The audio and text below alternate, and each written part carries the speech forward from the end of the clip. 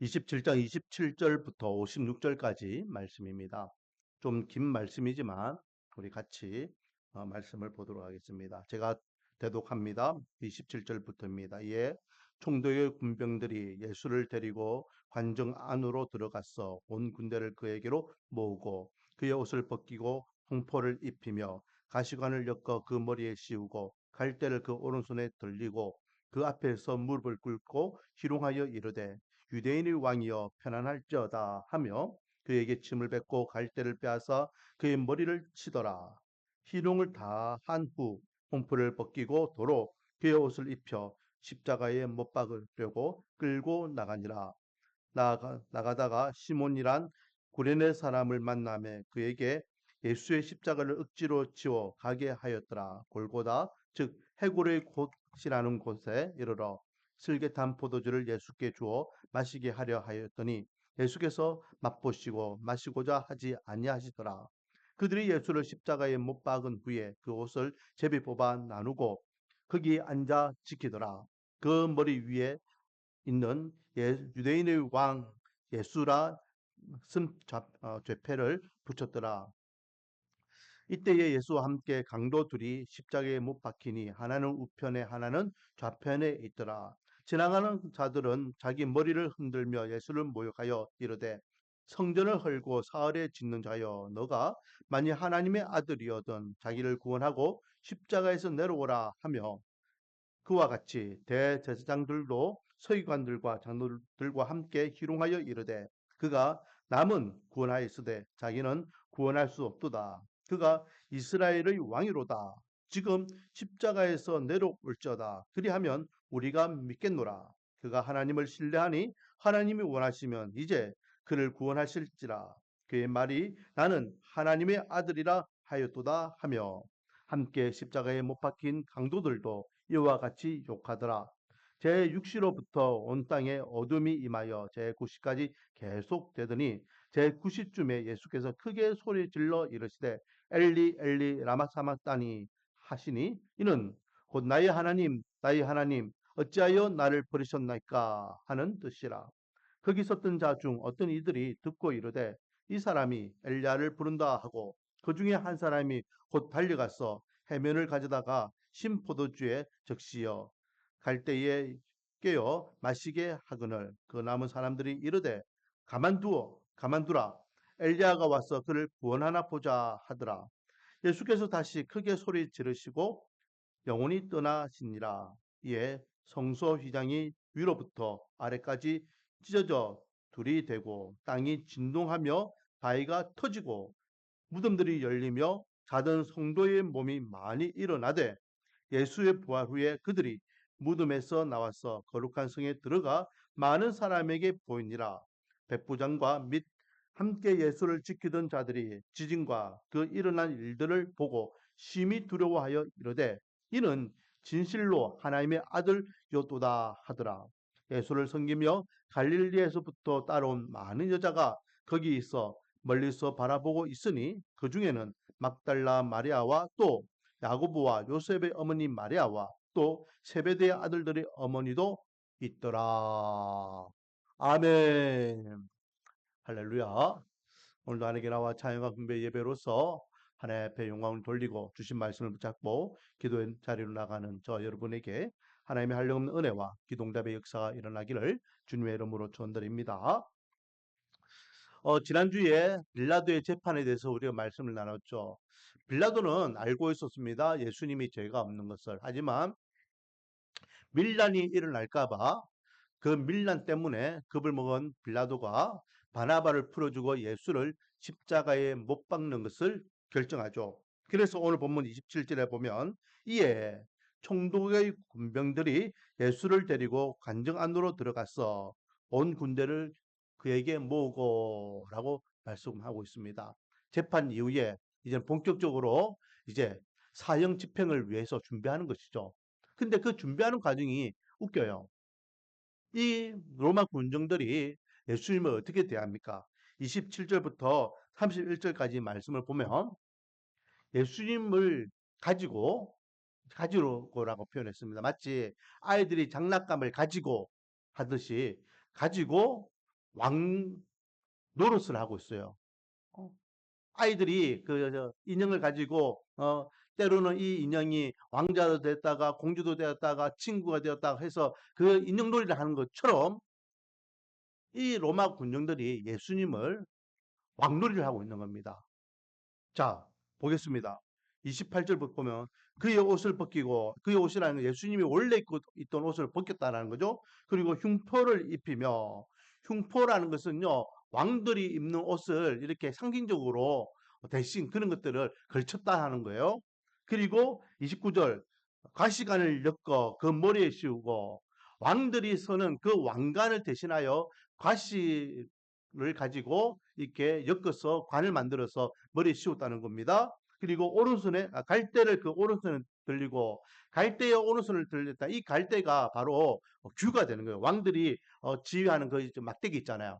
그 규를 딱 손에 오른손에 딱 짚게 하고, 그리고 이 군병들이 예수님 앞에 무릎 꿇고 이야기합니다. 유대인의 왕이여 편안할지어다. 완전히 예수님 갖고 노는 거예요. 네가 진짜 왕이냐? 그래, 우리가 당신을 왕으로 대줄게. 그래서 얼굴이 터져가지고 몰골이 엉망진창 예수님을 향하고 옷을 벗겨가지고 흉포를 이렇게 감싸고 머리에는 가시 면류관을 누르고 손에는 갈대를 이렇게 짊어지고 그러면서 유대인의 왕이여 편할지어다 조롱하고 비난하고 있는 것이죠. 그리고 예수님께 침을 뱉고 그리고 갈대를 빼앗아가 그 갈대 가지고 얼굴을 치고 흉포를 빼앗아서 발가벗기고 그리고 예수님을 이제 끌고 십자가에 달려 매달기 위해서 골고다행으로 출발하게 되는 것을 보게 됩니다. 예수님께서 몇 시간 전에 붙잡히셔서 계속해서 심한 신문을 당하셨어요. 고문을 당하셨어요. 그래서 기력이 많이 쇠하셔서 몇 번 넘어지셨죠.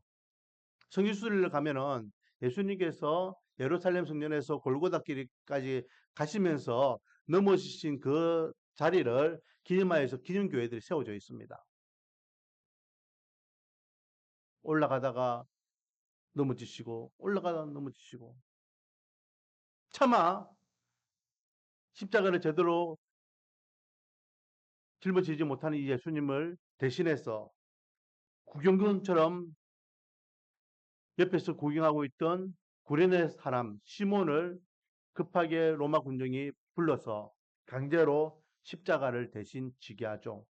그렇게 해서 예수님께서는 십자가를 따라서 처벅처벅 골고다 길까지 올라가십니다. 그리고 그곳에서 군정들이 예수님께 신포도주를 먹이게 해요. 이 신포도주는 쉽게 이야기하면 마취제 정도로 생각하시면 되겠어요. 워낙 여러분 우리가 손에 가시가 박혀도 아픈데에 못이 조금 이렇게 못질하다 박혀도 아픈데에 그 대못이 내 살을 뚫고 박힌다고 생각해 보세요. 얼마나 고통스럽겠습니까? 다리를 포개해가지고 그게 대못이 박힌다고 생각해 보세요. 얼마나 고통스럽겠습니까? 그러니 그 고통스러움을 조금 면해 주려고 신포도주를 먹이려고 합니다. 하지만 예수님께서는 맛을 보시고 그것을 뿌리치시죠. 그리고 예수님께서는 35절에 십자가에 못 박히십니다. 이 후에 십자가에 못 박혀서 고통을 당하고 계시는 그 예수님을 바라보면서 많은 사람들이 그 십자가를 바라보는 모습이 38절부터 기록되어 있어요. 이때에 예수와 함께 강도들이 한 명은 우편에 한 명은 좌편에 같이 매달렸다라고 말하고 있죠. 자, 이들이요 같이 매달렸는데 같이 매달린 그들이 그 십자가 상에서 어떤 대화를 했느냐? 누가복음 23장에 보면은 그에 대한 내용이 기록되어 있습니다. 제가 한번 읽어보겠습니다. 누가복음 23장 39절부터 보면 달린 행악자 중 하나는 오른쪽 왼쪽 뭐 이렇게 따지면 안 됩니다. 어떤 사람은요 왼쪽에 있는 사람이 예수님을 비방하고 오른쪽에 있는 사람이 예수님을 두둔했다. 뭐 이렇게 이야기하는데 성경에는 오른쪽 왼쪽을 이야기하지 않습니다. 분명히 누가 보면은 달리 행악자 중 하나는 비방하여 이르되 너가 그리스도가 아니냐 너와 우리를 구원하라 하되 또 다른 한 사람은 그 사람을 꾸짖어 이르되 너가 동일한 징계를 받고서도 하나님을 두려워하지 아니하느냐 우리는 우리가 행할 일에 상당한 보응을 받는 것이니 이에 당연하거니와 이 사람이 행한 것은 옳지 않은 것이 없느니라 하고 이르되 예수여 당신의 나라에 임하실 때에 나를 기억하옵소서 하니 예수께서 이르시되 내가 진실로 내게 이르노니 오늘 너가 나와 함께 낙원에 있으리라 하시니라. 그러니까 십자가에 달려서 이 세 명이 고통스럽게 끙끙 신음하면서 어떤 대화를 했냐? 행악자 한 명이 예수님을 조롱하면서 당신이 메시아라며 구원자라며 그러면 당신하고 우리하고 이 십자가에서 구원해 봐봐. 우리를 좀 구출해 줘. 라고 조롱합니다. 그러니까 반대편에 있던 또 다른 제수가 그 입 다물어라. 니나 나나 죄지어가지고 죄값 치르고 있는데 얘 무슨 쓸데없는 소리 하고 있노? 그러나 이분은 죄도 짓지 않고 지금 이 십자가에 매달리신 거 아니야 하면서 그렇게 서로 대화를 하며 주님 만약 당신의 나라가 임하게 되면 나를 좀 불쌍히 여기시고 나를 기억해 달라라고 하며 주님 앞에 겸손하게 자기 영혼을 의지하는 것을 보게 됩니다. 그 외에도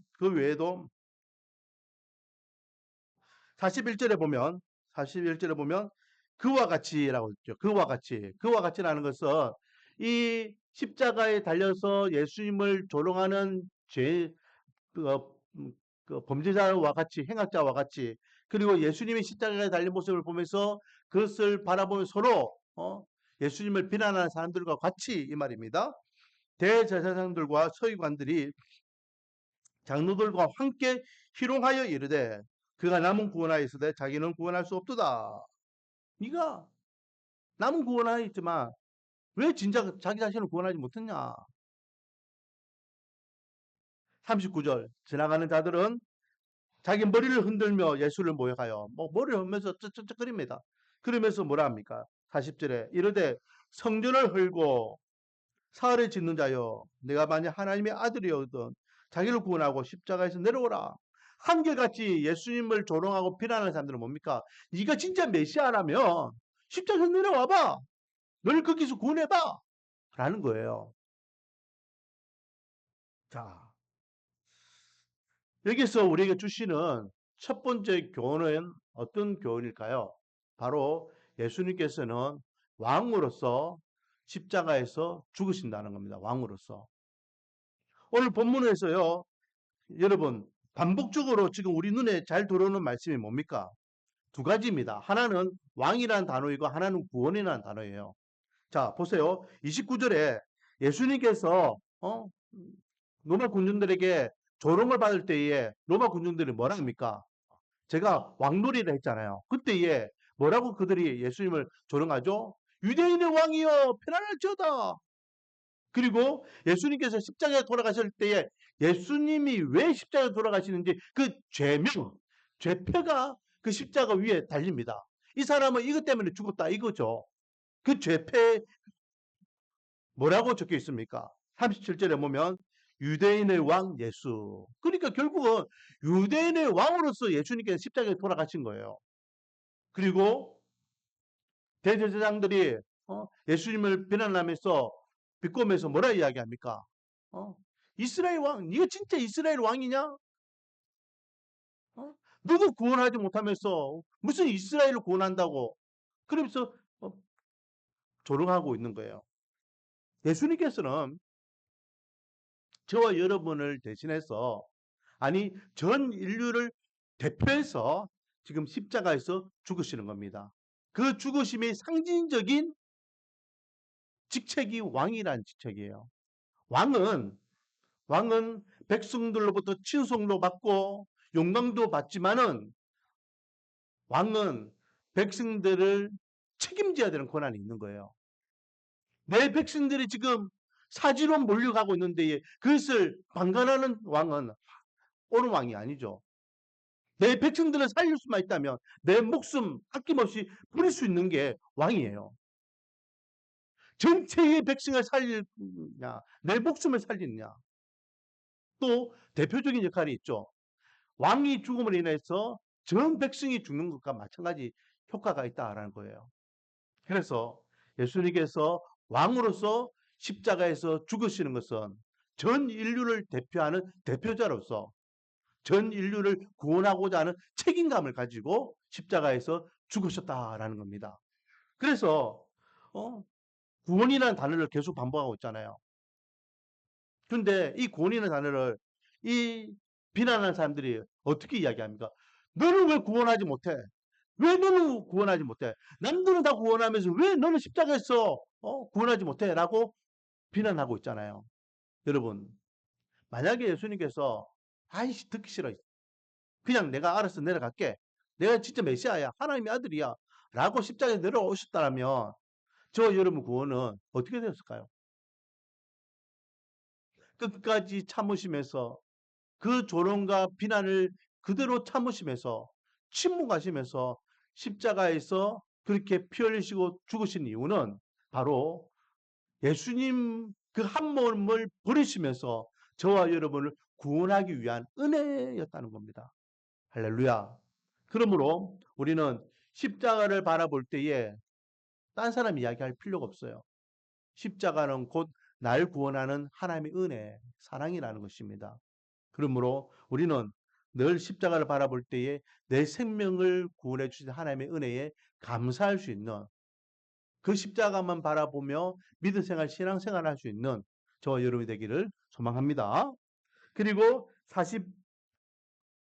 45절부터 보면 이제 예수님께서 이제 죽으시기 직전이죠. 제 6시다라고 있습니다. 제 6시는요, 오늘날로 우리 시간으로 계산하면은 12시가 됩니다. 12시에 이제 어둠이 이제 막 몰려오기 시작하고 그리고 그로부터 3시간 후 제 9시, 9시라는 것은 3시를 이야기하죠. 3시쯤에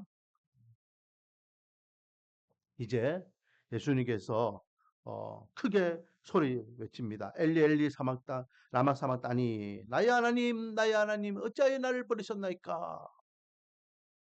그리고 예수님께서 다시 50절에 크게 소리 지르시고 영혼이 떠나가셨다. 여기에서 크게 마지막 소리를 지르셨다라고 할 때에 무슨 소리를 지르셨을까요? 여기에 오늘 본문에 50절에 보면은 예수께서 다시 크게 소리를 지르시고 영혼이 떠났다 했잖아요. 그러니까 예수님께서 어, 죽기 일부 직전에 마지막으로 내뱉었던 말씀이 뭘까요? 저는 그 마지막 말이 이거라고 생각합니다. 다 이루었다. 다 이루었다. 다 이루었다. 그리고 꼴까닥 하셨다는 거죠. 다 이루었다는 것은 성취했다는 겁니다. 그것은 무엇을 이야기할까요? 바로 창세기 3장 15절에 말씀하셨던 인류와 구원하는 그때부터 하나님은 인류를 구원하기 위하여 계획하셨고 그 약속, 그 구원에 대한 약속을 예수님께서 십자가에서 저와 여러분을 위하여 대신 죽으심으로 이제는 완벽하게 성취되었다. 그러므로 그 이후부터는 누구든지 예수 그리스도를 믿기만 하면 하나님의 자녀가 되는 권세를 주셨다라고 말씀하셨습니다. 할렐루야. 그래서 예수 그리스도만 믿기만 하면 저 여러분은 구원의 은혜를 경험하는 것입니다. 자, 그런데요. 그렇게 운명하실 때에 돌아가실 때에 다른 복음서 그러니까 마가복음, 누가복음, 요한복음에는 없는 마태복음에 기록되어 있는 특별한 어떤 현상이라고 해야 되겠죠?